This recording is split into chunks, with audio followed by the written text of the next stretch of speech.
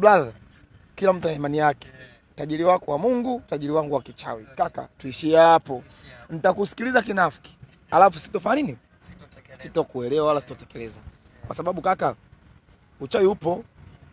Kuna time unaenda hospitali unaambiwa huyu mgonjwa kwa hali yake ilipofikia, kwa operation tulizofanya, jaribuni upande wa pili. Huwa wamaanishi nyuma ya mjengo kaka. Wanamaanisha wapi? Kwa mganga. Si unaelewa?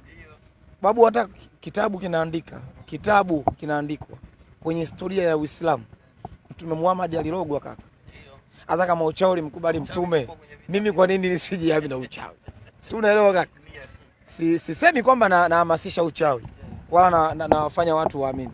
Lakini anayeamini amini kwenye imani yake. Mimi nishawahi kupigwa pini mzee. Yaani nilienda mtaani kwangu Magomeni Kagera pale.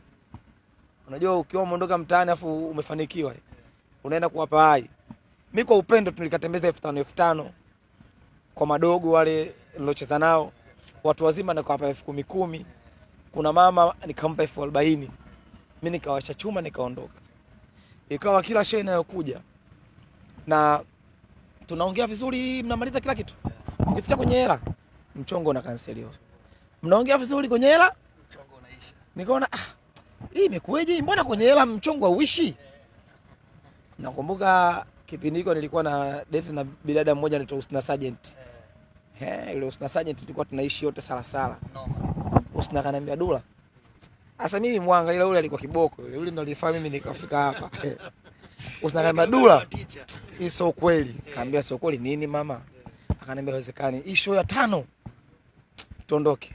Ile bidada akanichukua akanipeleka yeye sasa. Ndio for the first time unaingia kwa mganga. Na yangu kweli. Kwanza ikachukuliwa nazi, ikachorwa, ikapigwa chini, nazi mwanangu zikafunika. Kaka ile siku magenge yote alisha nazi kaka. Nazi kama 9 zote zimefunika. Unajua mpaka yule mtaalamu akasema, wala kupiga pini fundi kweli. Yaani sasa mimi naona mambo gani mbona sielewi? Huwezi kuamini mwanangu. Zilipigwa nazi. Usina kachoka, mimi nimechoka, mganga akachoka. Yule mganga akapiga video call na kaka yake yuko Dubai. Akamwambia nakuaje kaka? Kama kawa. Bwana na kazi ya dogo janja hapa aniimba viduku. Kipindi kiko sio Dula Makabila kaka. Muimba singeli tu. Yaani dogo janja tena ili unitambulisho nasema dogo janja anaimba kama Msagasumu. Kwa hiyo mimi mwanangu nikawa nimekaa nasikilizia. Jamaa akamwambia hebu chukua nazi. Nionyeshe unavyoandika. Basi akaandika akamuelekeza maneno mengine ya kuongeza pale. Jamaa akaandika tena yale maneno. Alipoongeza akamwambia chukua maji, akachukua maji. Kwenye kama kibeseni. Akamwambia eti hiyo nazi. Akaiweka ile nazi. Ipindua tu hilo yote. Basi akamwambia ampe dogo avunje. Bwana nilipopasua ile nazi ikafunuka yote.